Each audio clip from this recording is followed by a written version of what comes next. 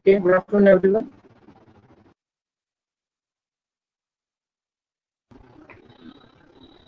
आप लोग को ऑडियो वीडियो दोनों क्लियर है बच्चों?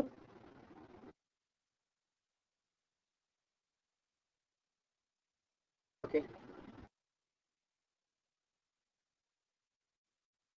I am good Sheetal, what about you?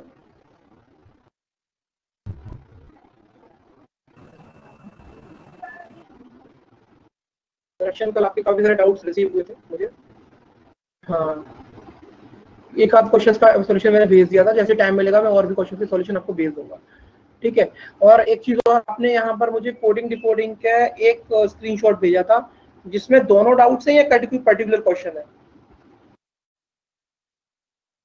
Sir मैंने टोटल 14 क्वेश्चंस आपको सेंड, मतलब रोमा मैम को सेंड किए, जितने भी सेंड किए वो सारे हैं, मैंने क्रॉप करके सेंड किए।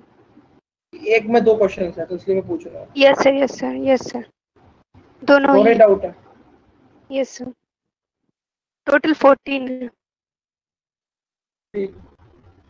सर अभी ऑर्डर एंड रैंकिंग के मैंने पीपीटी मतलब वर्कशीट नहीं किए, तो उसके मैं बाद में सेंड कर दूंगी। बस एक ऑर्डर रैंकिंग रह रहा है और मेंस के कुछ टॉपिक्स हैं। ठीक है सर, तो आप मतलब सॉल्व करके सेंड करोगे या फिर क्लास लोगे? या तो मैं आपको कल तक सेंड कर दूंगा, नहीं तो अगर ज्यादा डाउट्स होंगे तो फिर एक क्लास अरेंज कर देंगे, ठीक है आपके लिए। Okay sir.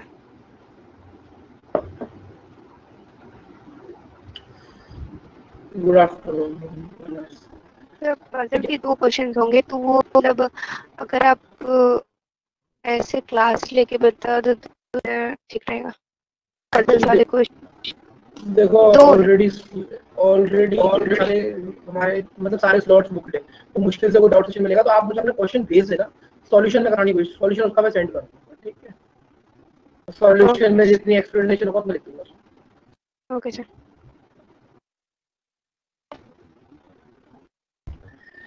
तो हिमांशी, कल आपने जो क्वेश्चन भेजा था मुझे क्लास में, कल आपने जो कराया था और उसके बाद जो आपने उसका सॉल्यूशन भेजा था, उस क्वेश्चन के अंदर स्टेटमेंट में कुछ ना कुछ मिसिंग है। क्या आप सुन रहे हो मेरी बात? हाँ सुन रही हूँ। उसमें कोई भी एक्सप्लेनेशन नहीं थी और उसका सॉल्यूशन देखने के बाद वो जिस तरीके से उस आंसर पे उस सॉल्यूशन पर आए हैं, इम्पॉसिबल है कि जो डाटा उन्होंने दिया उससे उस आंसर पे आना, ठीक है। उन्होंने एक कंडीशन के अंदर ही आंसर कर दिया और वहां पर 4 कंडीशन थी और वहां पर कोई भी एक ऐसा पॉइंट नहीं था कि जो उन बाकी कंडीशन को गलत कर रहा था, ठीक है। तो इस क्वेश्चन के अंदर कुछ ना कुछ प्रॉब्लम थी, ठीक है, ठीक। तो स्टेटमेंट एंड आर्गुमेंट हम लोग स्टार्ट करें। गुड आफ्टरनून राधिका, ठीक है। लास्ट क्लास में मैंने बताया था कि आपका स्टेट ऑफ माइंड क्या होना चाहिए और आर्गुमेंट होता क्या है, ठीक है। अब बेसिकली यहाँ पर अगर आपसे बोला जाता है कि स्ट्रॉन्ग आर्गुमेंट क्या होता है, एक स्ट्रॉन्ग आर्गुमेंट क्या है, चाहे वो आपका ट्रू हो चाहे फॉल्स हो, एक स्ट्रॉन्ग आर्गुमेंट क्या होता है। तो देखो, if any argument give evidence which talks about the security of the nation. Basically जैसे कि अब देखो यहाँ पर कुछ पॉइंट्स है जो हमेशा आपके आर्गुमेंट को एक स्ट्रॉन्ग बनाएंगे। अगर जैसे कि आप बात करते हो डेवलपमेंट ऑफ द नेशन की, आप बात करते हो कि हमें चाइना के संग रिलेशनशिप नहीं रखने चाहिए क्योंकि चाइना से रिलेशनशिप अच्छा रखने का मतलब यह है कि हमारी सिक्योरिटी ऑफ द नेशन है, उस पर बात आ रही है। तो मतलब जो इस तरीके के आर्गुमेंट होते हैं जहां पर सिक्योरिटी ऑफ द नेशन, देश के सिक्योरिटी की बात, देश की डेवलपमेंट की बात, ठीक है, और एजुकेशनल डेवलपमेंट जैसे यहाँ पर लास्ट पॉइंट लिखा हुआ है, इस तरीके के पॉइंट के साथ अगर कोई पर्टिकुलर सब्जेक्ट की बात हो रही है और इस तरीके के पॉइंटों के साथ अगर वो बात करता है, जैसे कि आपका यहाँ पर लिख सकते हैं, ठीक है, जैसे कि पहला पॉइंट, दूसरा और तीसरा पॉइंट। गुड आफ्टरनून उमंग। तो ये जो सारे तीनों पॉइंट्स हैं आपके, ये देश की उन्नति, उसकी डेवलपमेंट और एजुकेशनल डेवलपमेंट भी एक तरीके का देश की उन्नति के लिए होता है। तो अगर इस सब्जेक्ट की बात हो रही है और वहां पर देखो ऐसा नहीं है कि कोई बात कर रहा है कि यहाँ पर ये बिल्डिंग बननी चाहिए नहीं बननी चाहिए और वहां पर आप बोलो नहीं ये बिल्डिंग बननी चाहिए क्योंकि इससे हमारी सिक्योरिटी पे फर्क पड़ रहा है, तो कॉन्टेक्स्ट भी देखना। वहां पर वो सिक्योरिटी ऑफ द नेशन बोल दे किसी भी सब्जेक्ट से रिलेटेड, तो ये नहीं कि वो स्ट्रांग होगा। बात मुद्दा क्या चल रहा है, तो ये जो कुछ हिंट है ना ये आपको हेल्प करेंगे, ठीक है, लेकिन आउट ऑफ द कॉन्टेक्स्ट, हाँ रेलेवेंट होना चाहिए, इररेलेवेंट नहीं होना चाहिए, ठीक है। पहला point security of the nation, development of the point है, आपके स्टेटमेंट को, आपके आर्गुमेंट को हमेशा स्ट्रॉन्ग करेंगे।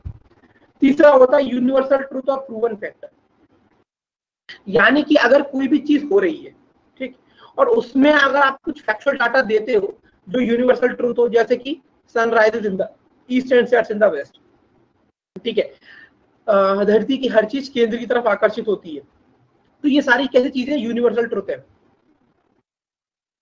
प्रूवन फैक्ट्स है, ठीक है। जैसे सूरज का यूनिवर्सल ट्रूथ और पेड़ सारी चीजों को धरती के केंद्र की ओर आकर्षित होना एक प्रूवन फैक्ट है। तो अगर इस कॉन्टेक्स्ट में कोई बात होती है और इनके कॉन्टेक्स्ट में अगर कुछ इस तरीके के यूनिवर्सल ट्रूथ या प्रूवन फैक्ट होते हैं तो वो अपने आप में रेलेवेंट होते हैं, क्योंकि आपका पॉइंट स्ट्रॉन्ग हमेशा तब हो जाता है जब आप इस तरह की कोई बात बोलते हो।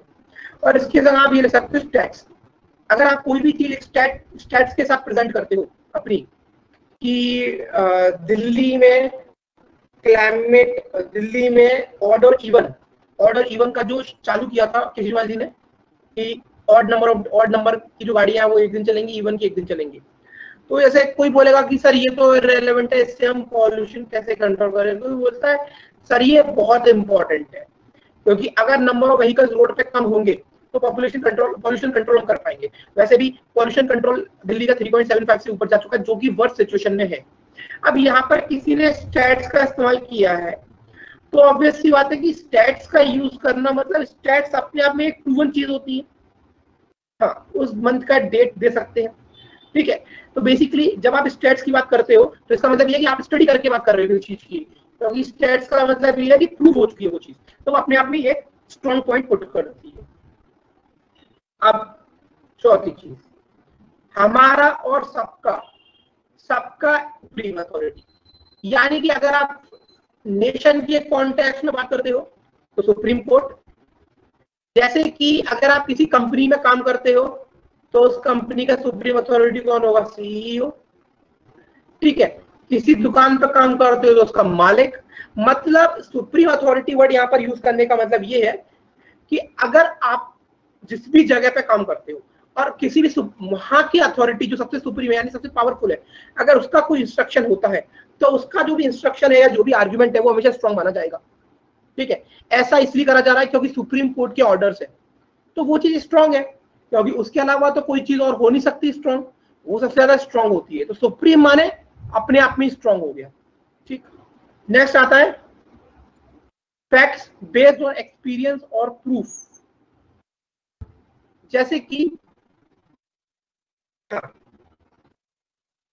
इंडिया को आने वाले कुछ समय के लिए बहुत चौकन्ना होना पड़ेगा, क्योंकि अगर इंडिया में तीसरी लहर आती है तो भारत उससे नहीं बच पाएगा, क्योंकि दूसरी लहर ने भारत को तहस नहस कर दिया था।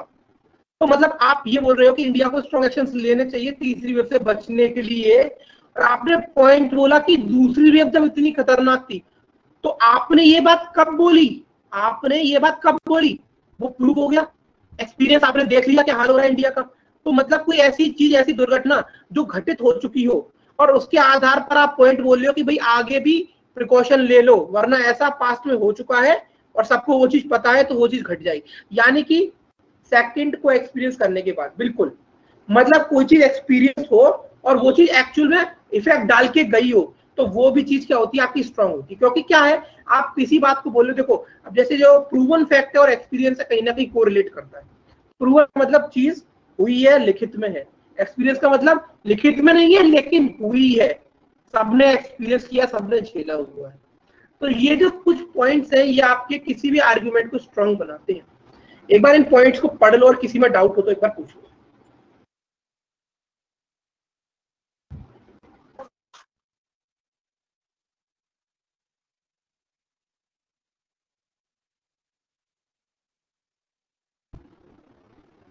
पढ़ लो और भी पूछ लो डाउट हो तो किसी में।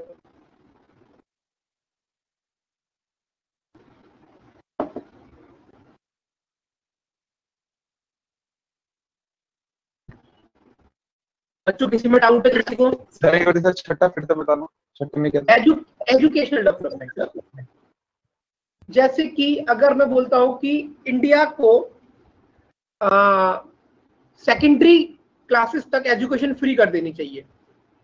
अगर आप एक जना बोलता है नो, सेंटर के पास इतना पैसा नहीं है, और वो दूसरा बंदा बोलता है yes it is important, because जब देश आगे बढ़ेगा, जब उसका यूथ पढ़ेगा, मतलब आप आगे बढ़ने की बात कर रहे हो, देश के एजुकेशनल डेवलपमेंट की बात कर रहे हो, और एक तरफ बात करो सेंटर के पास पैसा नहीं है। अरे भाई मंदिरों का रोक दो, मंदिरों का निर्माण रोक दो थोड़े दिनों के लिए, बच्चों की पढ़ाई करवा दो। सेंटर के पास पैसा नहीं है, that's not an important point, that's not a strong point, but देश को आगे बढ़ाना है तो यूथ को पढ़ाना जरूरी है, तो वो एक एजुकेशनल डेवलपमेंट हो गया। समझ आया Bhupesh? Yes sir, yes sir. तो वो पॉइंट अपने आप में स्ट्रॉन्ग हो जाता है। ओके, है ना? बहुत से लोग आज भी इस बात को मान रहे हैं कि इतना पैसा खर्च कर दिया मंदिरों में, हॉस्पिटल बनवा देते तो आज ये हाल नहीं होता। ठीक है, हो सकता है किसी को ये बात मेरी गलत रख ली हो, मैं भी हिंदू हूं, ठीक है, मैं भी हिंदू हूं, लेकिन मानवता सबसे पहले आती है। अगर मैं आज भगवान से भी बात करूं ना फोन लगा के पीके की तरह, तो भगवान ही बोलेगा कि हॉस्पिटल बनवा लो, मैं तो तुम्हारे दिलों में रहता हूं, अगर तुम सच्चे दिल से याद करोगे तो। ठीक है, समझ आ रहा है मैं क्या पॉइंट बोलना चाह रहा हूँ? Yes sir.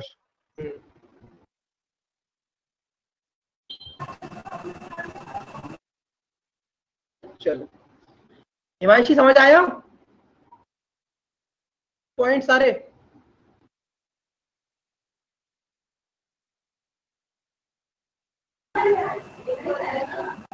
ये कर देंगे तो फिर पॉलिटिक्स कैसे होगी? इसे सर बाहर वाले इससे भड़काऊ स्टेटमेंट मानेंगे। मानने दो, मुझे क्या कोई पॉलिटिशियन लीडर बनना है या मैं किसी पार्टी का हूँ? कौन सा सर को वोट लेना है? हाँ सर ऐसे तो कोरोना नहीं रुकेगा, मतलब ही नहीं है रुकने का कोरोना, जब तक तगड़ा वाला लॉकडाउन नहीं लगेगा ना, जिसमें डंडे नहीं बरसेंगे। लॉकडाउन की बात नहीं है, और आप डंडे किसको बरसाओगे? इधर तो एक पड़ता है। सर चाइना से बीमारी आई थी, चाइना के केसेस कम हो गए हैं। कोई कम नहीं हुए, मेरी बात सुनो। चाइना अपने स्टेट छुपाता है, चाइना बहुत ही फेक कंट्री है, ठीक है, चाइना अपने सारे स्टेट छुपाता है, चाइना की बातें मत माना करो। चाइना के लोग मर भी रहे होंगे ना, तो अभी उन्हें मतलब नहीं है उस चीज से, दे आर फ्रॉड है, वो फ्रॉड, बहुत बड़े फ्रॉड है। ठीक है, पॉइंट ये है कि यूके और यूएसए में अभी थर्ड वेव आई है, बट लोग बच के हो गए।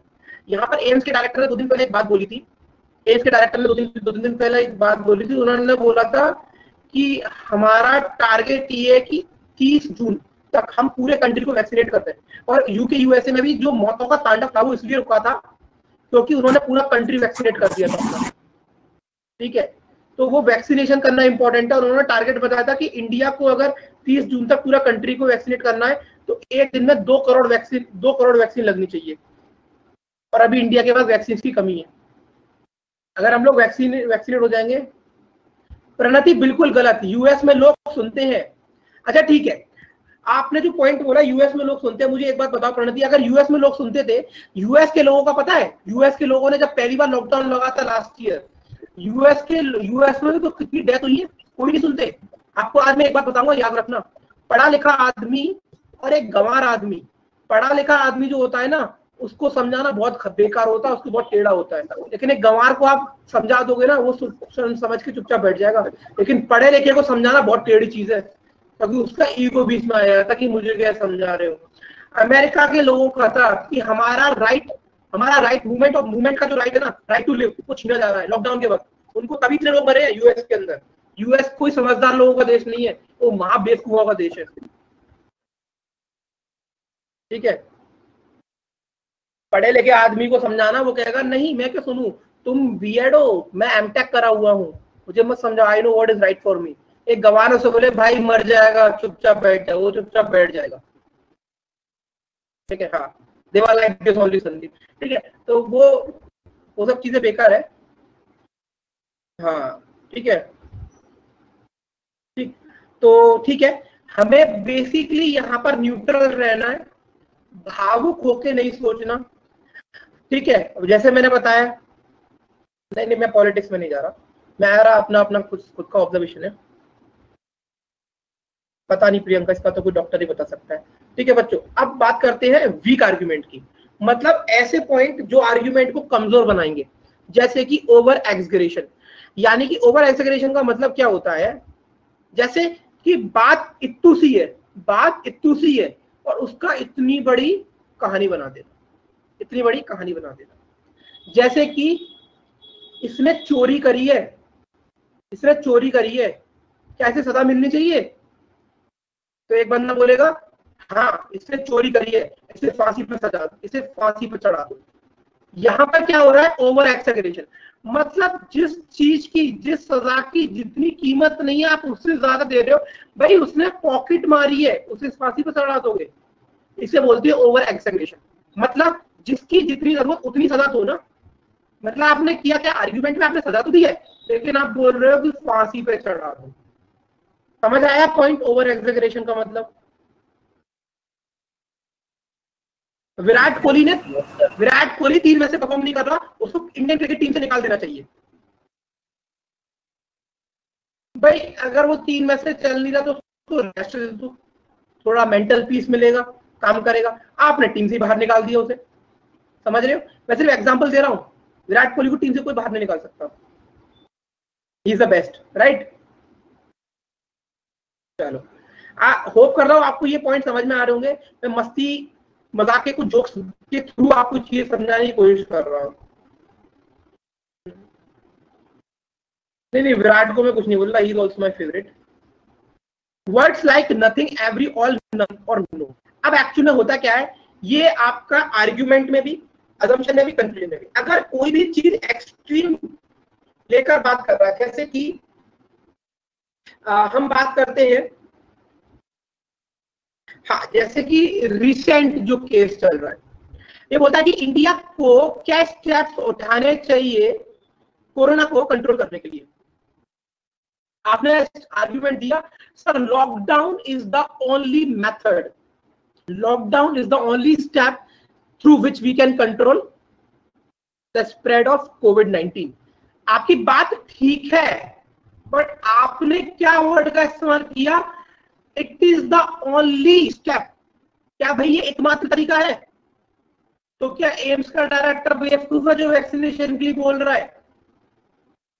अपनी डाइट को अच्छा करो, उससे लड़ने के लिए कैपेबल बनो, डरो मत, डर का सामना करो, मौसम्मी खाओ, संतरे खाओ, नींबू खाओ, जिसके अंदर जो वो होता है ना, उसको हम लोग क्या बोलते हैं, जो नींबू संतरा और नींबू संतरा, हाँ, इनके अंदर जो रेशा होता है ना, वो विटामिन सी का काम करता है। और आपको पता है सिट्रिक एसिड, ये बोलती है कि अगर कोई उसका रेगुलरली सेवन करता है इन सब चीजों का, फाइबर्स का, उसको कोई बीमारी नहीं लग सकती। ठीक है, नींबू, मौसम्मी और संतरा ये बहुत ही ज्यादा फायदेमंद चीजें होती हैं। ठीक, तो ऑब्वियसली बात है, देयर आर मेनी वेज। ठीक, तो अब इसमें क्या हुआ, मैंने एक वर्ड यूज किया था ओनली। ओनली का मतलब क्या होता है? अब बच्चों मेरी बात को एक बात ध्यान से सुनना, ये रूल्स एंड रेगुलेशंस है, लेकिन ये ट्रिक्स एंड टिप्स है ना, ट्रिप्स एंड ट्रिक्स है। ये ऐसा मत समझना कि ये 100% वर्क करेंगे, ये 90% तक वर्क करेंगे।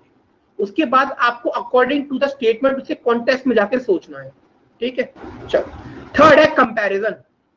Third is comparison. कंपैरिजन का सीधा फंडा ये है, अभी देखो कोविड चला है ना, तो उसके एग्जाम्पल के लिए मुझे कोई एग्जाम्पल अभी दिमाग में नहीं आ रहा। ऑब्वियस सी बात है, एग्जाम्पल कोई भी आ सकता है। जैसे कि किस तरीके से न्यूजीलैंड ने कंप्लीट लॉकडाउन किया था 8 मंथ का। एग्जाम्पल, इंडिया को भी 8 मंथ का कंप्लीट लॉकडाउन कर देना चाहिए, so that we can get over this problem. अब आपने किया क्या? अब आप एक जरा थोड़ा सा दिमाग लगाना और सोचना। आपको पता है न्यूजीलैंड की जो पॉपुलेशन कितनी है? न्यूजीलैंड की पॉपुलेशन पता है कितनी है? कोई भी है ना? Lesser than. प्रेरणा आपको पता है, आपने ये स्टेटमेंट बोला ना, लेसर देन यूपी, 1.6 लाख। किराया DF कुछ ज्यादा कम नहीं हो गया 1.6 लाख, अराउंड 57 to 60 लाख। और हमारे यूपी की जनसंख्या है 23 करोड़, 23 करोड़, 23 करोड़, यानी कि 2.5% या 3% जनसंख्या न्यूजीलैंड की। हुआ क्या, हम कभी भी किसी और चीज से कंपेयर नहीं कर सकते, क्योंकि हमें नहीं पता कि, क्योंकि ऐसे आर्गुमेंट आपके स्ट्रांगली बनते, क्योंकि आप एक ऐसी चीज से कंपेयर कर रहे हो जिसका बेस अलग है, और एक ऐसी चीज से कंपेयर कर रहे हो जिसका बेस अलग है। समझ आ रहा, ये बात समझ आ रही है? तो ऐसे आर्गुमेंट कभी स्ट्रांग नहीं होते कि हमें भी ऐसा करना चाहिए, नहीं यार, वो अलग स्थिति है वहां पे, यहाँ अलग है। वहां पे 60 लाख लोग हैं, सारे लोग अब मिडिल क्लास है, अपर मिडिल क्लास के बीच में, और यहाँ पे 90% जनसंख्या मिडिल से लोअर के बीच में है ना। समझ आ रहा है? नेक्स्ट, एम्बिगियस और अनक्लियर। एम्बिगियस का मीनिंग होता है अनक्लियर, ठीक है, एम्बिगियस उसका एक सिनोनिम है अनक्लियर। अनक्लियर मतलब आप किसी चीज के बारे में, जैसे कि उदाहरण के तौर पे कि who is the better PM, आपने बोला कि मतलब इज, लेट्स टॉक कि is the present PM the better one, आप बोलते हैं no he is not because he is not able to control corona. अब आपको ये आर्ग्यूमेंट देखो, कल को कोई भी बीमारी आ जाए, भूकंप आ जाए, तो क्या उसके लिए आप प्रधानमंत्री को जिम्मेदार ठहराओगे? कोविड एक ऐसी बीमारी थी, क्या किसी ने अपने सपनों में सोचा था? और जब वो एकदम से टूट पड़ी तो पीएम कोई भी हो, क्या वो, अब बेसिकली आपने एक रीजन दिया जो क्लियर नहीं है, आपका जो रीजन है वो अनक्लियर है। भाई कोविड की वजह से थोड़ी ना, समझ रहे हो मैं क्या कहना चाह रहा हूँ? आपका आर्ग्यूमेंट वीक है ये। अगर आप ऐसे आर्ग्यूमेंट दे रहे हो जहां पर आप किसी एक ही पैरामीटर से सामने वाले को नीचे गिरा दे रहे हो, तो वो क्या है? अनक्लियर है। समझ आया ये पॉइंट? सिमिलरली जो हाफ एक्सप्लेन्ड आर्ग्यूमेंट होता है कुछ इसी तरह का है कि भाई मतलब हाफ एक्सप्लेन्ड आर्ग्यूमेंट का मतलब हो गया कि आपके बेसिस पर अगर कुछ आपसे किसी तरह की एक्सप्लेनेशन निकाली है, जैसे कि is India China war the need of an hour, तो आप बोलियो yes it is a need of an hour because China से इंडिया सेफ नहीं है। तो सेफ तो हम पाकिस्तान से भी नहीं है, सेफ तो हम बहुत कंट्रियों से नहीं है, तो क्या सब जगह वॉर करते फिर? हाफ एक्सप्लेन का मतलब समझ रहे हो? आपने बोला नहीं नहीं करना चाहिए क्योंकि हम सेफ नहीं है। अरे कुछ ऐसे पॉइंट, अगर ऐसी बात छोड़ के चले जाओगे तो क्या आपकी बात को कोई वैल्यू देगा? अगर ऐसे ये पूछा जाए कि कल रात में एक मर्डर हुआ है ना, चलो थोड़े जासूस बन जाते हैं, कहाँ गया मेरा पेन? कल रात में एक मर्डर हुआ है, ठीक है, सोसाइटी एनक्लेव में कल एक मर्डर हुआ है, आपको किस पे शक है? क्या आपको एक ए पे शक है? क्या आपको लगता है ए जिम्मेदारी? हाँ ए खूनी है क्योंकि वो सोसाइटी में ही रहता है। भाई क्या गुनाह कर दिया सोसाइटी में रहकर? आप एक्सपेंड आर्ग्यूमेंट समझ रहे हो? समझ आया कि नहीं आया? मतलब बात को बता रहे हो लेकिन आपका एक्सप्लेनेशन बिल्कुल आधा अधूरा है। ऐसे आर्ग्यूमेंट क्या होंगे? कमजोर होंगे, बेकार होंगे, बकवास होंगे। ठीक, अब बताओ चीजें समझ में आई? यहाँ तक नहीं है? रिलेट तो कर रहा है एक्यूरेट, आपने उसके कॉन्टेक्स्ट में बात तो करी, लेकिन आप अपना एक्सप्लेनेशन देखो कैसा। ठीक है, रेणुका कोई डाउट है? सर पूरे श्योर के साथ नहीं कह सकते ना कि ये मर्डर करा थे। हाँ तो ऑब्वियस बात है यार। एक बात बताओ, मैं अगर किसी सोसाइटी में रहूंगा, भूल गए तो मैं खुद नहीं हूँ? सर पॉसिबिलिटी हो भी सकती है ना, को बोल सकते हैं। सब पॉसिबिलिटी हो भी सकती है खून करा। तो पॉसिबिलिटी पे खेल करा दो आप मुझे।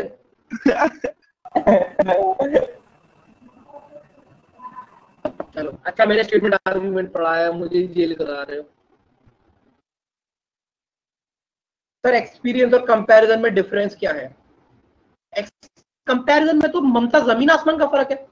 एक्सपीरियंस का मतलब, एक्सपीरियंस एक आपको ममता कोई एक्सपीरियंस कब मिलता है? जब वो चीज आपके संग घट जाती है, आपके संग वो चीज घट जाती है, that's called an experience. Comparison का मतलब होता है कि आप ये बोल रहे हो, आप ये समझो कि आपका एक फ्रेंड है और आप हो, ठीक, आपका फ्रेंड एक पुअर फैमिली से आता है जिसने, और आप एक रिच फैमिली से आते हो, आपने अपना करियर जल्दी बना लिया, ठीक, आपके फ्रेंड को करियर बनाने के 30 साल 31 साल तक लग गए। आपने बोला कि अब आपसे कोई बोले कि Mamta you are intelligent than more, you are more intelligent than your friend, will that be correct? Mamta, आप कैसे आदमी से कंपेयर कर रहे हो जिसने अपनी पढ़ाई के लिए खुद खर्चा निकाला है, उसने 12th करते वक्त अखबार बांटे हैं, उसने बीटेक करते वक्त सारे काम करे हैं, आपके पास, आप रिच फैमिली से हो, आपने पढ़ाई पे ध्यान दिया, आपकी जॉब लग गई जल्दी। तो बेसिकली आप एक ऐसे आदमी से कंपेयर कर रहे हो जिनके बेसिक्स डिफरेंट है, that is called a comparison and इससे पहले एक्सप्लेन किया था, दैट इज कॉल्ड एक्सपीरियंस। समझ आया Mamta? Is that clear? Okay, personal revenge निकाल रहा होगा सर। हाँ, पर्सनल रिवेंज। चलो एक बार इन पॉइंटों पे जरा नजर दौड़ा लो, क्योंकि these points are going to be very important whether you when you are going to judge the argument। हाँ संजीत सर, कभी ऐसा भी तो हो सकता है ना कंपैरिजन से सर पॉजिटिव इंपैक्ट निकल के फिर। देखो संजीत, यहाँ पर पॉजिटिव, सुनो मेरी बात सुनो, पॉजिटिव, नेगेटिव, ट्रू या फॉल्स कोई मतलब नहीं, कोई मतलब नहीं है। जैसे कि आप एक बात सुनो मेरी, जैसे कि एजुकेशनल में अभी कुछ एजुकेशनल रूल्स आए थे हमारे लास्ट ईयर, तो अब पॉइंट ये है कि वो गवर्नमेंट ने किया है ना, गवर्नमेंट एक सुप्रीम अथॉरिटी है, तो ऑब्वियसली बात है कि वो एक स्ट्रॉन्ग पॉइंट है, ठीक। लेकिन अगर आप ऐसा बोलो कि इंडिया को, हाँ जैसे आपने ये बोला कि ओके ना संजीत, के कुछ गुड पॉइंट है, जैसे कि अगर एक एग्जांपल आपका आता है कि India should focus more on practical study rather than theoretical as followed in US, because that gives more efficiency to the student and gives them a more practical exposure to the world। अब जैसे संजीत ने बोला कि sir यहाँ पर कम, actually में NPS को लेकर मैं बोला था जी। हाँ, अब ये एक्चुअल में मेरे हिसाब से it has to be strong point. मैंने पहले ही बोला था आपको कि एक्सपी यहाँ पर ये जो पॉइंट है ये काम करेंगे 90% केस में, but 10% you have to go with the context of the statement, ठीक है, स्टेटमेंट के कॉन्टेक्स्ट में। अब यहाँ पर बात जैसे करा है कि इंडिया अगर यूएस को फॉलो करता है, हमारे यूथ को प्रैक्टिकल स्टडी पे ज्यादा फोकस करता रहता है थ्योरी, तो हम लोग ज्यादा एफिशिएंट हो जाएंगे अपनी लाइफ में। तो ये एक स्ट्रॉन्ग आर्गुमेंट है। Good point Sanjeet, thank you. समझ आया आप लोगों को? क्या आप डिफरेंशिएट कर पा रहे हो? मतलब डिफरेंशिएट कर पा रहे हो यहाँ पर कोई चीज कैसा इंपैक्ट डाल रही है? ऑब्वियसली बात है ये अच्छी चीज है और हम ये कर भी सकते हैं, ऐसा नहीं है इसे हम कर नहीं सकते। थ्योरी क्लासेस की जगह प्रैक्टिकल क्लासेस अगर बढ़ा देंगे कॉलेजों में, उससे काम हो जाएगा, इसमें कुछ खर्चा नहीं करना अलग।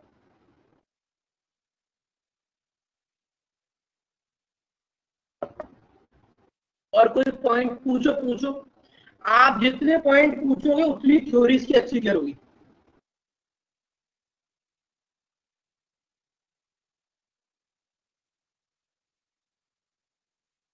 चले क्वेश्चन के साथ चले आगे, क्वेश्चन के साथ चले आगे। सबसे पहले करेंगे सिंपल क्वेश्चन। एसएससी में भी एक आधा क्वेश्चन इसका पूछ लिया जाता है। स्ट्रक्चर ऑफ द क्वेश्चन कैसा होगा? Statement, argument 1 and 2, only 1 only 2, both 1 and 2, neither 1 or 2। जो आइदर वाला केस है ये आंसर आपका 1% केसेस में होता है, नहीं होता। अब ये 1% केसेस में कब होता है इसका उदाहरण के साथ ही बताऊंगा। ऐसे अगर मैं उदाहरण बताता जाऊंगा तो चीज समझ में नहीं आएगी, तो जब स्टेटमेंट आएगा तब मैं जरूर बताऊंगा, ठीक है। इस तरीके का होगा।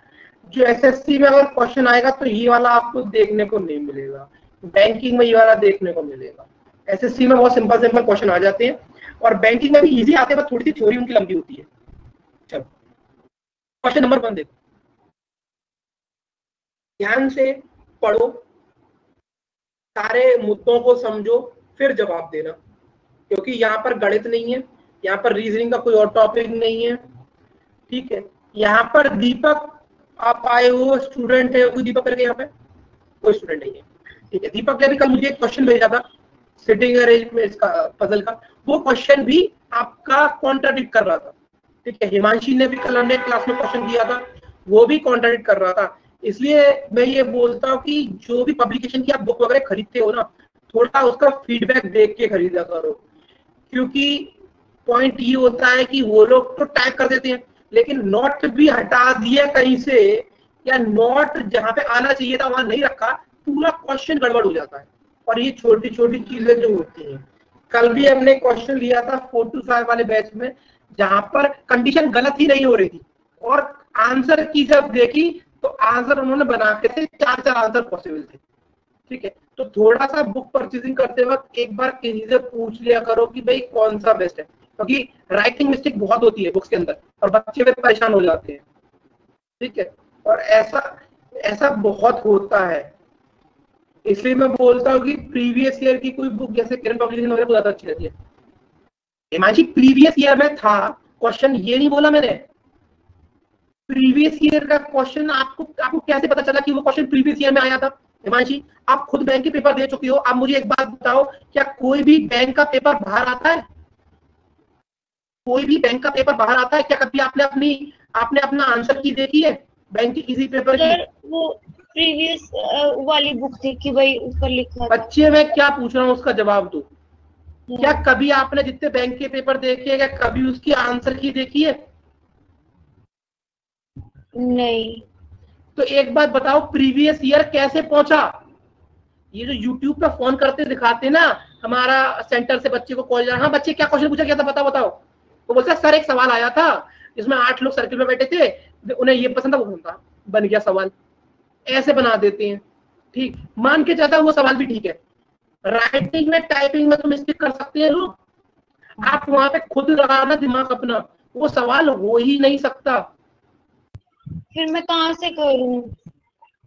मैं आपको बता रहा हूँ कहाँ से करोगे। आपके पास कौन सी पब्लिकेशन की किताब है वो? मेरे पास अभी देख 2 मिनट।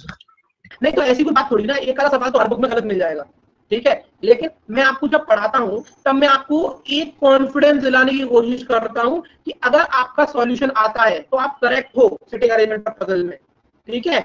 और अगर बार बार ट्राई करने के बाद भी आप गलत कर रहे हो, इसका मतलब कहीं ना कहीं मिस्टेक है यार, क्योंकि इतना नहीं लगता। अगर आप सीखने के बाद चीजों को कर रहे हो तो इतना भरोसा आपको करना पड़ेगा। सर ये ना बीएससी है के कुंदन की, पता नहीं कौन बीएससी कौन के कुंदन है। 2 बुक रिकमेंड करूंगा, दिशा पब्लिकेशन और किरण पब्लिकेशन की। दिशा ले लो, दिशा ज्यादा बेटर है। अच्छा। दिशा पब्लिकेशन की बुक, लेकिन तब भी हिमांशी एक आध मिस्टेक तो आपको हर जगह मिलेगी, लेकिन आपको अपने आप को कॉन्फिडेंट बनाना है कि भाई अगर वहां गलती है तो उसे पकड़ पाओ। ठीक है बेटा दिशा पब्लिकेशन के लिए जाओ, चाहे सीजीएल है चाहे कोई पेपर हो, क्योंकि बेसिकली आपको करना क्या है, आपको प्रीवियस ईयर प्रैक्टिस करने हैं, ठीक है। और हमारी बुक भी मार्केट में बहुत जल्दी आने वाली है, हमारा काम चल रहा है, एक से एक सॉलिड क्वेश्चन है जो मैंने बैंकिंग की बुक में सेपरेट बनवा रहा हूँ, जहाँ पर प्रीलिम्स के क्वेश्चन अलग होंगे, मेंस के क्वेश्चन अलग होंगे। बहुत शानदार बुक है जहाँ पर आपको अपना जो लेवल चेक करना है वो कर सकते हो, प्रीलिम्स के लिए प्रीलिम्स, मेंस के लिए मेंस, ठीक है। बस दिशा पब्लिकेशन लेनी है। हाँ वो ले लो। ठीक है। रुक गया है इस लॉकडाउन की वजह से, लेकिन हाँ काम चल रहा है, हमारा वर्क फ्रॉम होम चल रहा है, तो जल्दी से जल्दी मैक्स टू मैक्स 2 महीने लगेंगे, किताब आ जाएगी मार्केट में।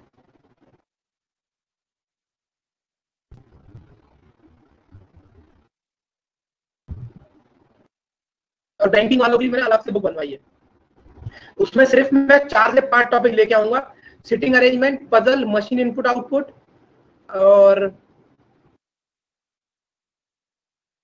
और ये आपका ये कोशिश करूंगा ये वाले क्वेश्चन आपके, ये क्या बोलते हैं इनको, ये दिमाग से वर्ड निकल गया,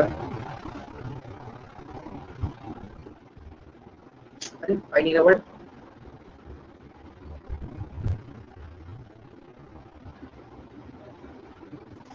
अरे ये वाले आपके क्वेश्चन जो हम कर रहे हैं, आर्ग्यूमेंट हो गया, असम्पशन हो गया, स्टेट कॉज एंड इफेक्ट हो गया, इनके क्वेश्चन, ठीक है। तो वो क्वेश्चन, हाँ सिलोजिज्म की जो बुक आएगी प्रियंका, उसके अंदर वो होगी एसएससी के अंदर ही, ठीक है, वो एसएससी वालों की होगी। ये वाली जो बुक होगी वो सिर्फ प्योरली बैंकिंग वाली स्टूडेंट्स के लिए होगी, ठीक है। चलो तो ये क्वेश्चन है आपका। हाँ, हमें तो फ्री में मिलेगी ना। वो तो आप ब्रो हमसे पूछना, मुझे क्या पता, मैं मैनेजमेंट का आदमी नहीं भाई, मैं पढ़ाता हूँ सिर्फ यहाँ पे। ठीक है। चलो, India should increase the number of universities from 350 to 1500। ठीक है भाई, मतलब क्वेश्चन मार्क लगा लो एक तरीके से। ठीक, yes it is crucial to sustain India's growth because we have a large number of people seeking education. Exactly, GST पे करके लेना होगा, मुझे नहीं पता संजीत, मजे मत लो। कोमल वो सब पता चल जाएगा आपको, ऑनलाइन अवेलेबल होगी, बिल्कुल होगी। Yes, it is crucial to sustain India's growth because we have a large number of people seeking education. तो क्या ये पॉइंट स्ट्रॉन्ग है? यस सर है, बिल्कुल है, क्योंकि ये बात बिल्कुल फैक्ट है संजीत, नो नहीं है, ये एक फैक्ट है कि हर साल 15 से 20 लाख बच्चा बीटेक करता है इंडिया के अंदर, तो उसने स्टूडेंट को पढ़ाने के लिए यूनिवर्सिटीज नहीं लगेंगी। Sir large number of people बोल रहे हैं, लेकिन यहाँ पे क्लियर नहीं है ना, मतलब लार्ज नंबर ऑफ पीपल तो कोई भी हो सकता है। स्टूडेंट्स कैटेगरी अगर मेंशन करते तो जाके फिर हम लोग बोल सकते हैं ना कि लार्ज नंबर ऑफ स्टूडेंट्स, प्यूपिल के अंदर भी स्टूडेंट, बिकॉज़ ये large number of people seeing. अरे आपने एक चीज बताओ, बहुत सारे लोग एमटेक करते हैं, ठीक है, वो जॉब करते करते एमटेक करते हैं, तो उन्हें कौन सी कैटेगरी में डालोगे? स्टूडेंट्स में डालोगे, पीपल में डालोगे? वो जॉब भी कर रहे हैं और वो स्टूडेंट भी है, तो इतना नहीं, वो करेक्ट है। हाँ, तो उसके बाद क्या है? सेकंड पॉइंट है, know the increase will cause a dilution in academic standards and more corruption. यहाँ पर सेकंड पॉइंट क्या बोल रहा है? And more corruption. ये पॉइंट पता है, मोर करप्शन बिल्कुल इसके कॉन्ट्राडिक्टरी में जा रहा है। करप्शन तब होता है जब लिमिटेड सीट हो और हजारों में लोग हो, तब इन सीटों के लिए जो ज्यादा पैसे देगा उसका एडमिशन होगा, करप्शन तब होता है। लेकिन अगर सफिशिएंट नंबर ऑफ चीजें होती हैं तो करप्शन कम होता है। तो ये जो बात कर रहा है ना, बिल्कुल अपोजिट कर रहा है। ये आपका करेक्ट है, ये आपका रॉन्ग है। तो ये स्टेटमेंट 1 है, आर्गुमेंट 1 है, ये स्ट्रॉन्ग है और ये आपका वीक है। समझ आया? छोटी छोटी बातें पकड़नी होंगी, समझना होगा उन चीजों को, है ना?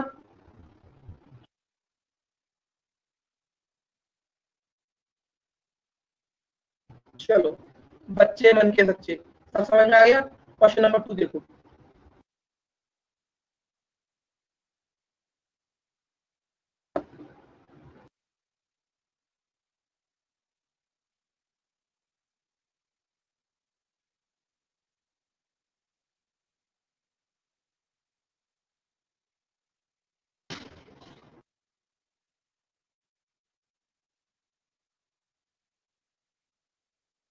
अच्छा अच्छा, मतलब ओनली 2 स्ट्रॉन्ग है। एक बात मुझे बताओ, रेलवे को प्राइवेटाइज करने से, मैं वही बात बोल रहा था आप लोगों से, कॉन्टेक्स्ट देखना, रेलवे को प्राइवेटाइज करने से कौन सा नेशनल सिक्योरिटी उसकी हर्ट हो जाएगी? और हमने कितनी कंपनियों को, पीएसयू को प्राइवेटाइज कर दिया, कौन सा नेशनल सिक्योरिटी पे थ्रेट आया? कौन से हमारे दंगे फसाद होने, कौन से वॉर हो गए? कुछ भी है, ओनली 2। बहुत बढ़िया है मानसी। मुझे एक बात बता दो, किसी भी उन्होंने लिखा तो है कि ओनली ऑप्शन में है, ओनली 2 क्यों कह रहे हो आप? मैं ओनली 2 गलत बोल रहा हूँ। अच्छा, रेलवे को तो रियल में कर दिया, अभी ऐसा कुछ भी नहीं है, बहुत छोटा सा पार्ट किया संदीप, बिल्कुल भी नहीं। अंदर की बात आपको नहीं पता, कोई भी प्राइवेटाइजेशन नहीं हुआ है अभी, बहुत छोटी सी बात है वो। सिर्फ मेंटेनेंस गया है अभी प्राइवेट के हाथ में। मेंटेनेंस का मतलब समझते हो? किसी भी ट्रेन की चलाने के लिए जो मेंटेनेंस लगता है, बिजली का खर्चा और साफ सफाई का खर्चा, वो सिर्फ प्राइवेट हाथों में गया है अभी। ठीक है, लिखा तो है कि एमएनसी आ जाएंगे, this will pose a threat to national security और कंट्री एज अ मल्टीनेशनल। एक बार बताओ, एमएनसी इंडिया के अंदर पहले से नहीं है? उमंग जरा मुझे आंसर बताओ इस बात का, क्या एमएनसी इंडिया की, बाहर की एमएनसी इंडिया के अंदर नहीं है? तो अभी तक कौन सी नेशनल सिक्योरिटी हर्ट हो गई उसकी वजह से? बाहर की कंपनी अगर इंडिया में आती है तो रोजगार तो बढ़ता है, उसका कौन सा वो हो जाता है नेशनल सिक्योरिटी पे, वो बिल्कुल आउट ऑफ द कॉन्टेक्स्ट बात कर रहा है। प्रीति कुमारी, बैंक में अभी बच्चे, अभी 12 में से सिर्फ 2 बैंक है जिसका प्राइवेटाइजेशन भी नाम आया था, ठीक है, लेकिन 10 बैंक अभी भी आपकी पब्लिक सेक्टर है। So do not look at the negative, look at the positive, ठीक है। एंड द पॉइंट इज कि ये चीज आपकी शायद हमेशा के लिए नहीं रहे, जैसे कि पहले भी आपका पहले भी आपका डिसइन्वेस्टमेंट जैसे अभी कर रहे हैं, वापस से हो सकता है इन्वेस्टमेंट कर दिया जाए थोड़े टाइम बाद, जब सरकार बदलेगी आगे जाके फिर से गवर्नमेंट के हाथ में आ जाए काफी सारी चीजें। तो do not worry about that. जैसे इंडिया के अंदर SBI गवर्नमेंट ही रहेगा ना, SBI गवर्नमेंट ही रहेगा, ठीक है, उसकी चिंता मत करो। तो बेसिकली ये जो चीजें हैं ना, ये आपकी डिपेंड करती हैं। अभी गवर्नमेंट अगर चेंज होती है 23-24 में, तो हो सकता है कि इंडिया की सिचुएशन अच्छी हो जाए तो फिर से उसमें इन्वेस्टमेंट कर दिया जाए, जैसे अभी डिसइन्वेस्टमेंट कर रहे हैं। तो अभी सिचुएशन खराब है बच्चों, अभी सरकार के पास पैसा नहीं है इन्वेस्ट करने के बैंकों में, और बैंकों का जो आपका क्या बोलते हैं उसको, मैं आज वर्ड्स क्यों भूल रहा हूँ उसमें, जो आपका NPA है वो बहुत ज्यादा बढ़ गया है, ठीक है। तो NPA बढ़ने की वजह से सरकार को बहुत घाटा हो रहा है, ठीक है। क्या बोल रहे हो? हाँ, मैं ये बोल रही हूँ, जैसे प्राइवेटाइजेशन करती क्यों है गवर्नमेंट? प्राइवेटाइजेशन बेटे इसलिए करती है क्योंकि उनके पास पैसा नहीं होता उन्हें इन्वेस्टमेंट करने के लिए। बैंकों को आपने देखा बजट आता है जो बजट में, वो भी गलत है। This is the only way. यहाँ पर क्या लिखा है Hrithik? This is the only way. यहाँ पर ओनली वे का मतलब क्या हुआ? वो ये बोल रहे हैं कि अगर हम हर चीज को प्राइवेट के हाथ में दे देंगे तभी तरक्की कर सकते हैं। मतलब सरकार का क्या बोलते हैं, अपाइज हो चुकी है कि वो किसी भी तरह का कंपटीशन नहीं ला सकती, उसको अच्छा नहीं बना सकती। बिल्कुल बना सकती है, हाँ, दोनों ठीक है। जी कोमल, फिर जो बैंक प्राइवेट हो गए हैं वो IBPS के अंडर नहीं आएंगे, वो उनका रिक्रूटमेंट फिर IBPS के थ्रू नहीं होगा, ठीक है। कमिंग बैक टू हिमांशी, आप क्या बोल रहे थे? सर कि वो जो गवर्नमेंट होती है वो प्राइवेटाइजेशन क्यों करती है? देखो, जैसे कि आप हर साल बजट देखते हो, बजट में बैंकों के लिए कुछ ना कुछ एलोकेट होता है। तो क्या होता है कि जो सरकार है वो बैंकों को देती पैसा, भाई ये लो पैसा, इससे पैसा कमाओ। सर बैंक पैसा कैसे कमाती है? बैंक के तो 2 ही काम होते हैं, या तो आप बैंक में अपनी धनराशि रख सकते हो, है ना, और या बैंक धनराशि उधार पे ले सकते हो। तो आप रखते हो और जो आप उधार पे लेते हो उससे आपसे बैंक ब्याज कमाती है। तो ब्याज जो कमाती है वो उसका एक्चुअल में उसका सोर्स ऑफ इनकम होता है, और वो आपको जो क्रेडिट दे रही है, आपको जो उधार दे रही है, वो जो पैसा अलोकेट करती है वो सरकार तो करती है उनको कि भाई ये लो 10 रुपए, इससे पैसा कमा के दो। लेकिन अब NPA का मतलब क्या होता है? नॉन परफॉर्मिंग एसेट का मतलब क्या होता है कि आपने बैंक से उधार लिया, ठीक, अब बैंक से उधार लेने के बाद आप हो गए दिवालिया, आपके ना तो आप बैंक की मूल चुका पा रहे ना बैंक की ब्याज चुका पा रहे। तो बैंक के लिए आप कौन हो गए? नॉन परफॉर्मिंग एसेट, मतलब आप बैंक के लिए घाटे वाले आदमी हो गए, पैसा लेके चले गए, ना तो ब्याज दे पा रहे ना मूल दे पा रहे, ठीक। अब हो क्या रहा है? NPA बढ़ रहा है तो सरकार इन्वेस्टमेंट करती जा रही है और बैंक में बैठे मैनेजर पैसा हमको उधार देते जा रहे हैं, पैसा लौट के आ नहीं रहा है, NPA बढ़ रहा है, तो घाटे में जा रही है बैंकें। तो उनको लगता है कि ये वाला जो वसूली वाला काम है ना, ये प्राइवेट ज्यादा अच्छा कर पाएंगी। इसके लिए एक मतलब प्राइवेट स्ट्रिक्टनेस क्या लाएगी? लाने के लिए तो फिर वो देखो, मेरी बात सुनो, बहुत बड़ा मुद्दा है। पता है आपको, किसी को भी उधार दिया जाता है जब बैंक के थ्रू, तो उसकी क्रेडिट हिस्ट्री के बेसिस पे दिया जाता है कि भाई उसका बैंक के साथ लेन देन का जो हिस्ट्री है वो कैसी है, ठीक है। अब किसी मैनेजर के पास चलेगा, उसे बोल दिया भाई 2 लाख रुपए रख ले, 25 लाख का लोन पास कर दे, तो ये करप्शन हुआ नहीं हुआ? मतलब मैनेजर ने घूस खा ली, उसके बेसिस पर क्या किया? 25 लाख का लोन पास कर दिया। अब भाई बंदा वो चला गया, उसकी क्रेडिट हिस्ट्री आपने देखी नहीं कि भाई उसने पहले बैंक से पैसा लिया, उसने अभी वापस नहीं किया, आपने 25 लाख लोन पास कर दिया, वो उड़ गया, उड़नछू हो गया, क्या हुआ? पैसा खराब हो गया। तो प्राइवेट के हाथ में होगा तो थोड़ा सा तो ऑब्वियस ही बात है कि चीजें सही होंगी, ऐसा नहीं है। अब जैसे कि यहाँ पर कौन बात कर रहा था कि सर बैंक को प्राइवेट होता है नहीं आते, तो कोमल कैसे होता है? आपने देखा है? अच्छा, आप लोगों ने 2 स्टेट्स मूवी देखी है? कोमल, टू स्टेट्स मूवी देखी है? तो आपने टू स्टेट में देखा होगा कि जो दोनों हीरो हीरोइन है उसमें, वो दोनों नहीं देखी। उसमें दोनों हीरो हीरोइन एमबीए करने के बाद एक्सिस बैंक में और एक अलग बैंक में जाता है। तो ये जो आप कैट क्लियर करके बड़े बड़े कॉलेज से एमबीए करते हैं ना वो स्टूडेंट्स, वो बड़ी बड़ी पोस्टों पे जाते हैं प्राइवेट बैंक्स में। उनके पैकेजेस होते हैं 20-20, 25-25 लाख। ठीक है, ऐसे होता है प्राइवेट बैंकों में, जो बड़ी बड़ी पोस्टों पे होता है। छोटी छोटी पोस्ट हो गई कैशियर वगैरह, वो तो आप शायद डायरेक्ट भी लग जाते हैं। हाँ, वही वाली मूवी में जहाँ वो चेन्नई में एक्सिस बैंक की ब्रांच में दिखाया गया है। ठीक है, अब वो मुझे नहीं पता आलिया सनसिल्क में मुझे। ठीक है, क्लियर है यहाँ तक? यहाँ पर आपका क्या होगा, दोनों आर्ग्यूमेंट क्या होंगे आपके बच्चों, वीक होंगे।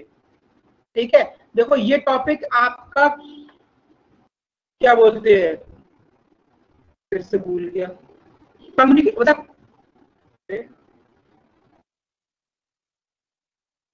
अरे क्या बोलते हैं उस वर्ड को,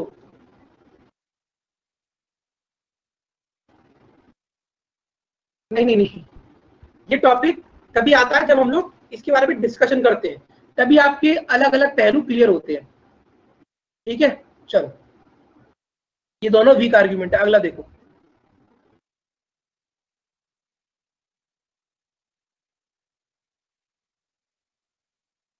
और कभी भी अपने इमोशंस को ऊपर लेके मत आना चीजों में। सेकंड सही है। क्यों भाई, आज मैं गुस्से में तो हूं नहीं संजीत, मुझे पता है आप कौन से कॉन्टेक्स्ट में बात कर रहे हो।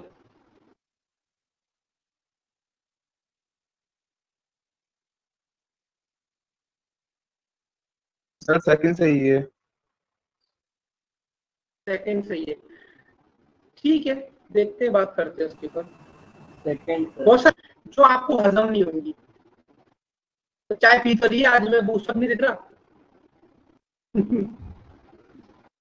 भाई सर का मूड एकदम सही है, मूड सही है यार। जैसे नींद पूरी नहीं हो पाती ना, उस दिन सुबह सुबह फिर लालटेन बुझी होती है, नींद पूरी हो जाती है और फिर एक कप चाय मिल जाती है, तो फिर ऐसा लगता है कि बस साथ में लालटेन की तेल किसी और पे गिरती है। क्या कह रहे हो अमरजीत? उस लालटेन की तेल किसी और पे गिरती है सर। हाँ सही बात है। देखो अब क्वेश्चन क्या कह रहा है, should abortion be legalised in India? Argument one है yes it is legal in many countries. Sir रोज ऐसा ही रखा करो। सबसे ज्यादा डरता हूँ पता है मैं हिमांशी से, एक हमारी स्टूडेंट है हिमांशी, उससे सबसे ज्यादा डरता हूँ। ठीक है, should abortion be legalised in India? Sir मैंने क्या किया? कुछ नहीं, डर लगता है आपको। मैंने क्या किया है? आप ऐसे डर रहे हो? ठीक है, आप मुझे डांटते हो इतना। पता है क्यों डांटता हूँ आपको इतना? क्यों? आप पूरी क्लास में किसी को नहीं डांटते, सिर्फ मेरे को इतनी डांट पड़ती है। अच्छा वो कहाँ गया संजीत?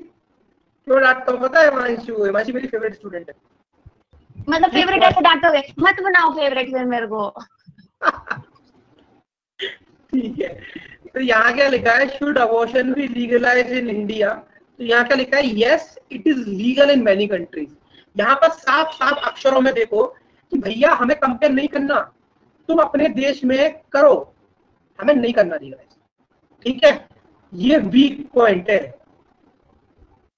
ठीक, अब बात आती है दूसरा पॉइंट। समझ आया है पहला पॉइंट? अब यहाँ क्या लिखा है, no abortion is also a kind of murder.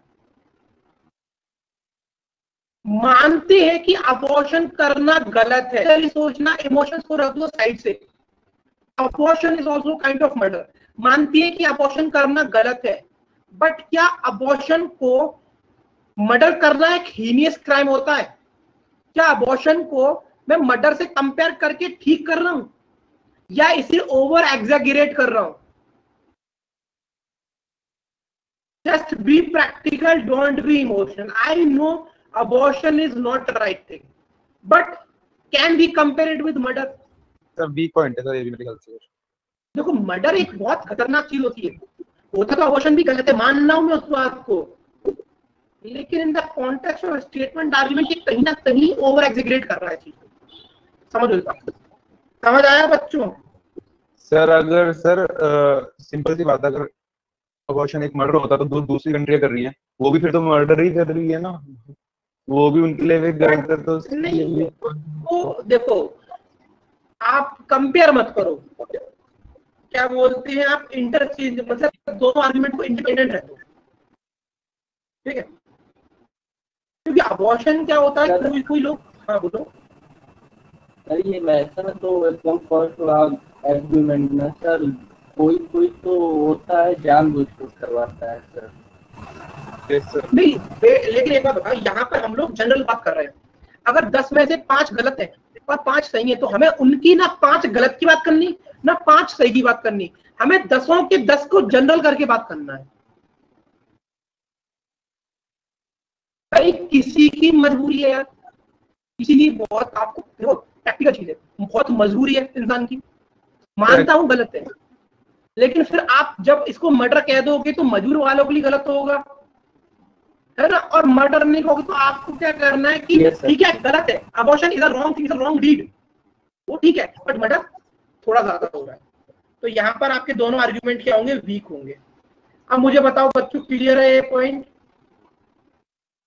जैसे जैसे क्वेश्चन करोगे सोच अपने आप धीरे धीरे बढ़ेगी। सर मेरे को तो ये सही लग रहा था, क्योंकि आप ना इमोशनली सोच रहे हो हिमांशी, आप एक जनरल तरीके से सोचो, किसी का खून करना, किसी का मर्डर करना एक खतरनाक क्राइम होता है, लेकिन अगर आप किसी के अबॉर्शन को, बच्चा मतलब इसको बोलते बच्चा गिराने को, आप मर्डर से कंपेयर कर रहे हो, मतलब मैं मान रहा हूँ, इस बात को मानने को बिल्कुल तैयार हूँ कि गलत है, लेकिन मर्डर से कंपेयर करना ज्यादा हो रहा है।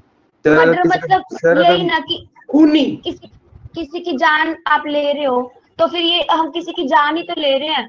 यस सर, बच्चे की जान ले रहे, करेक्ट है, मैं भी यही बोलना चाह रहा हूँ। देखो ऐसा होता है कि अबॉर्शन में आप देखो, अब मैं बायोलॉजी तो पढ़ाऊंगा नहीं, बच्चे की भी 9 साइकिल की लाइफ टाइम पीरियड होती है, ठीक है, लाइफ टाइम पीरियड होता है, तो उसका कुछ ये बोला जाता है कि 3, 3.5, 4 महीने बाद जाके बच्चे के अंदर कुछ ना कुछ मूवमेंट होती है। अगर उससे पहले आप अबॉर्शन कराते तो अगेन एक ऐसी चीज जिसके अंदर जान आई नहीं, आपने उसको निकाला, तो फिर आप उसको कंपेयर कर रहे हो उससे, समझो चीज को।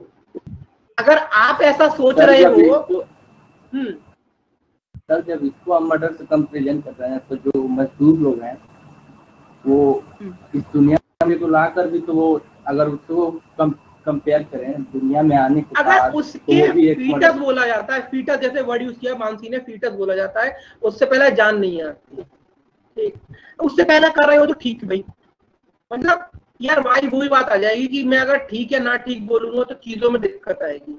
बट अगेन भी बोलूंगा कि अबॉर्शन, बच्चा गिराना, मर्डर से कंपेयर करना बहुत ज्यादा हो रहा है, एक्सट्रीम केस हो रहा है, समझ आया? उनको इस लेवल की मजबूरी भी don't know we can sir yes right, foetus that hasn't become a baby yet, it's like any other development in the body, exactly Prerna, 3 month से पहले हो, it's not murder, exactly Renuka 3 महीने पहले जब कराओगे तो it's not a murder, formation से पहले मरना इट्स नॉट मर्डर। सीधा लिया, हाँ बोलो। सर क्वेश्चन है सर, हमारे यहाँ पे कुछ सजा दी जाती है कि जो अबॉर्शन कराते हैं, अगर पुलिस वालों ने पकड़ लिया बाय चांस, सजा है? अभी थोड़े दिन पहले हमारे, मतलब मेरे जान पहचान के बिल्कुल नहीं थे, एक आगरा में एक हॉस्पिटल है, वहां पर ऐसे ये इलीगल हो चुका है इंडिया के अंदर कि डॉक्टर्स बेसिकली, कुछ पेरेंट्स ऐसे होते हैं कि जो अपने बच्चे का जेंडर पता लगाना चाहते हैं before they come out of their home of their mother, तो ये इलीगल है। वो लोग करते क्या है कि अगर, हाँ अब बंद हो गया है, या ऑब्वियसली बहुत से लोगों की मानसिकता आज भी यही है कि फीमेल है तो हम उसे बहुत गलत सोचे थे, बहुत ही घटिया, ऐसे लोगों को भगवान नरक में डालेगा जो ऐसा करते हैं, ठीक है? हमारी इतनी प्यारी प्यारी बहनें हैं, छोटी छोटी सिस्टर्स हैं, उनके साथ अगर ऐसा होगा तो ऑब्वियस सी बात है ना, कितना गलत है। यहाँ पे मेरी इतनी सारी बहनें हैं, है ना, सब इतनी अच्छी बहनें हैं, मेरी सोच बहुत विधि हुई होती है सर। हाँ बट स्टिल ठीक है। संजीत, भूपेश क्लियर हुआ? Okay sir. इमोशनल कर दिया यार आप लोगों ने क्वेश्चन पूछ के। हरियाणा में तो भी अब काफी सिचुएशन सही हो गई है, पहले तो अलग ही माहौल था, बहुत चीजें सही कर दी हैं ठक्कर साहब ने, खट्टर साहब ने, नॉट ठक्कर साहब, ठीक है? चले आगे, क्वेश्चन कम हो पाएंगे क्योंकि डिस्कशन इंपॉर्टेंट है एंड मैं भागूंगा नहीं, आपके हर एक सिनेरियो को लेने की कोशिश करूंगा। चलो क्वेश्चन नंबर 4 देखो, अभी एसएससी लेवल का चल रहा है, धीरे धीरे जैसी लैंग्वेज क्लैरिकल लेवल में भी सिंपल आता है स्टेटमेंट आर्ग्यूमेंट, पीओ में थोड़ा सा लैंग्वेज को बड़ा करते हैं वो लोग। चलो अब ये वाले क्वेश्चन में ना स्टार मार्क लगा लो, क्या लगा लो? स्टार मार्क लगा लो।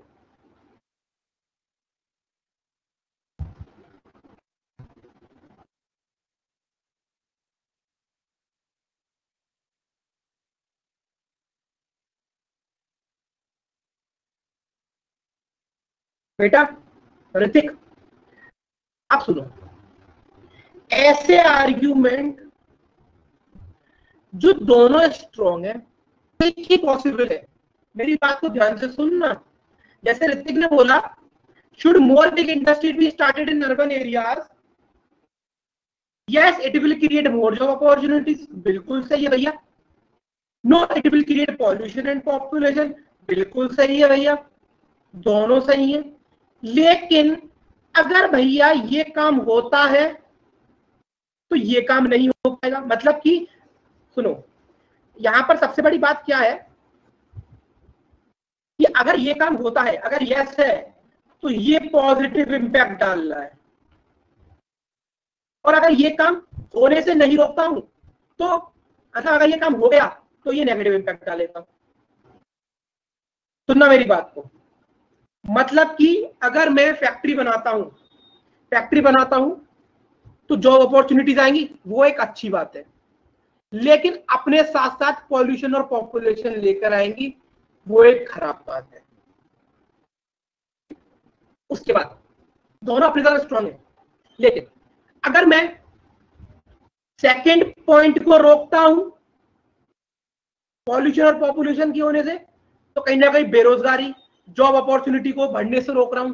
तो अगर एक पॉजिटिव इंपैक्ट दे रहा है और उसका होना यानी कि दूसरा का नेगेटिव इम्पैक्ट एक दूसरे पर डिपेंडेंट कर रहा है, यानी कि एक का होने का पॉजिटिव दूसरे के होने का नेगेटिव पर डिपेंड कर रहा है, तो अगर दोनों स्ट्रॉन्ग है और दोनों की स्ट्रॉन्गनेस दोनों अपोजिट बात कर रहे हैं, मतलब एक यस की तरफ जा रहा है एक नो की तरफ जा रहा है, दोनों स्ट्रॉन्ग है, इसके होने की वजह से ये इम्पैक्ट पड़ेगा, इसके होने की वजह से इस पे इम्पैक्ट पड़ेगा, तो ये वो वाला सिनेरियो है जहां पे आंसर होगा आइदर 1 और 2। ये क्वेश्चन बहुत ही रेयर आते हैं आइदर के। आपको समझना होगा कि यहाँ पर एक चीज का हित है, तो एक चीज का हित करने के लिए दूसरा चीज नुकसान होगा ही होगा, और दूसरे चीज के नुकसान को रोकने के लिए पहले का नुकसान होगा ही होगा। समझ आया? ये एक्सेप्शनल क्वेश्चन है, एक्सेप्शन है, ऐसे क्वेश्चन बहुत रेयर आते हैं। आपको समझना पड़ेगा कि किस तरीके से, कि अगर एक हाँ कह रहा है एक ना कह रहा है, दोनों स्ट्रॉन्ग है और दोनों के अगर साथ साथ कराऊंगा तो एक पॉजिटिव इंपैक्ट देगा तो नेगेटिव इंपैक्ट ऑटोमेटिकली हो जाएगा, और अगर एक नेगेटिव देगा तो पॉजिटिव अपने आप रुक जाएगा। पर दोनों ही होंगे ना, इस केस में दोनों है उमंग, लेकिन यहाँ पर आंसर होगा आइदर फर्स्ट और सेकंड, क्योंकि दोनों को आप पैरेलली स्ट्रॉन्ग नहीं चला सकते, क्योंकि यहाँ पर दोनों का पैरेलली स्ट्रॉन्ग चलने का मतलब दोनों का एक दूसरे पे इम्पैक्ट हो रहा है। अगर मैं फैक्ट्री नहीं बनाऊंगा तो जॉब अपॉर्चुनिटीज क्रिएट नहीं होंगी, अगर वो चीज नहीं कर रहा हूं तो पॉल्यूशन और पॉपुलेशन को रोक पा रहा हूं, वो अच्छी चीज है। लेकिन अगर पॉल्यूशन और पॉपुलेशन रोकने जाऊंगा तो जॉब अपॉर्चुनिटीज खत्म हो रही है, और अगर जॉब अपॉर्चुनिटीज पे ध्यान दूंगा तो पॉल्यूशन पॉपुलेशन ऑटोमेटिकली इफेक्ट होगा। समझ आया ये बात सब लोगों को? इसका आंसर होगा आइदर। मेरे को भी यही लग रहा था कि ना दोनों स्ट्रॉन्ग है। दोनों स्ट्रॉन्ग तो है, लेकिन अब आपको नई चीज सीखने को मिल रही है, उसको सीखो। मैं ये बोल रहा हूँ कि अगर दोनों पॉइंट स्ट्रॉन्ग है तो थोड़ा सा ध्यान से देखो कि पहले का अगर पॉजिटिव इम्पैक्ट आप करना चाह रहे हो, आप फैक्ट्री बनाना चाह रहे हो, तो आप नेगेटिव को होने से नहीं रोक सकते, जो सेकंड पॉइंट बात कर रहा है। और अगर आप पॉपुलेशन और पॉल्यूशन को रोकना चाह रहे हो तो पहले को होने से रोक दोगे। यहाँ पर पहला और दूसरा स्टेटमेंट एक दूसरे पे डिपेंडेंट है, यहाँ पर दोनों आर्ग्यूमेंट एक दूसरे पे डिपेंडेंट है, इंडिपेंडेंट नहीं रह पा रहे। Sir yes Prerna. Why can't we say कि दोनों ही सही है कि अगर इंडस्ट्री है तो और जॉब अपॉर्चुनिटी होंगी और पोल्यूशन होगा, ये भी सब it will create pollution. But pollution और पॉपुलेशन क्रिएट करना, वहां पर आर्गुमेंट नो कहकर वो बात कह रहा है, मतलब उसको पता है कि ऐसा करने से नो क्यों कह रहा है, क्योंकि it will create pollution population. क्यों? क्योंकि वो नेगेटिव इंपैक्ट डाल के जाएंगे। तो अगर आप जॉब अपॉर्चुनिटीज को पॉजिटिव मान रहे हो तो वो इंपैक्ट हो रहा है ना सेकंड हैंड आपका डायरेक्टली। और अगर आप ये कह रहे हो, आप केजरीवाल बन रहे हो कि नहीं मैं अपने शहर में पॉल्यूशन और पॉपुलेशन बढ़ने नहीं दूंगा, जॉब अपॉर्चुनिटीज कम हो रही है ना, मतलब यूथ तो बढ़ रहा है, हर साल जॉब्स के लिए रिक्वायरमेंट बढ़ रही है, आप वहां पर रोक लगा रहे हो। सर अगर यस और नो ना लिखा होता तो फिर हम बोथ लिख सकते थे क्या? हाँ मतलब बिल्कुल, स्टेटमेंट्स लिखी होती। हाँ बिल्कुल बिल्कुल बिल्कुल। यहाँ पर आइदर और देखो, पहले तो आपको इसके लिए थोड़ा सा डीप नॉलेज लेना पड़ेगा आर्गुमेंट का पढ़ने के बाद। और सबसे बड़ी चीज है, अगर यस और नो है और एक दूसरे पे डिपेंडेंट हो रही है, एक का होना दूसरे को प्रभावित कर रहा है, तो वो आर्गुमेंट अब डिपेंड मतलब अलग अलग दिशा की बात कर रहे हैं। तो यहाँ पर आपका केस आइदर और होगा। सर मेरे को नहीं समझ रहा, थोड़ा दिमाग लगाना पड़ेगा इसमें, मैं आपकी ज्यादा मदद नहीं कर सकता हूँ। सोचो चीज को, रुक जाए हिमांशी एक बात बताओ, वो कह रहा है कि yes it will create more job opportunity, सही बात है। No it will create pollution population, वो भी सही बात है। तो भाई दोनों सही बात साथ साथ कैसे चल सकती हैं? आप बोल रहे हो कि मैं फैक्ट्री बनवाऊंगी, मुझे जॉब अपॉर्चुनिटीज क्रिएट करनी है, मैंने बोला शाबाश।